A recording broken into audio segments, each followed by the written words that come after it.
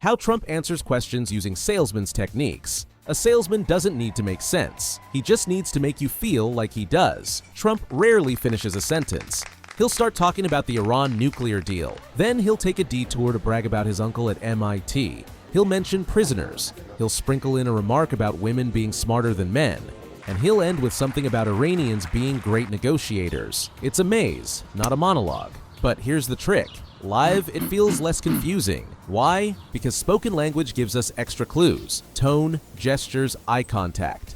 All the things you miss when reading his transcripts. Linguist Mark Liberman explains that false starts and digressions are easier to follow in person.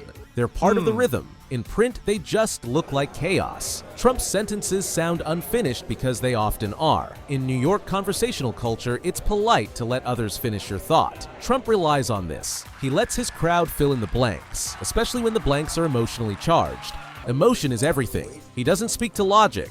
He speaks to fear, anger, and pride. And like any good salesman, he knows how to close a deal. He uses short words. He uses simple sentences. He leans on loaded phrases like tremendous hatred or real problem. In fact, 78% of the words in one speech were just one syllable. That's not a coincidence. It's by design. Repetition is another tool. Trump doesn't just say something once. He says it again and again. We have a problem. We have a real problem.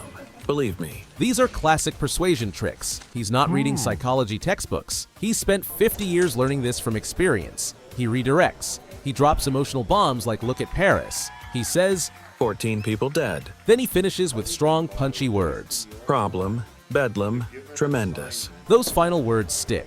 Even if the rest is incoherent, you remember the hits. It's not about making sense. It's about leaving an impression. Jeffrey Pullum, a linguist, calls Trump's speech disordered. He says it's a sign of scattered thinking.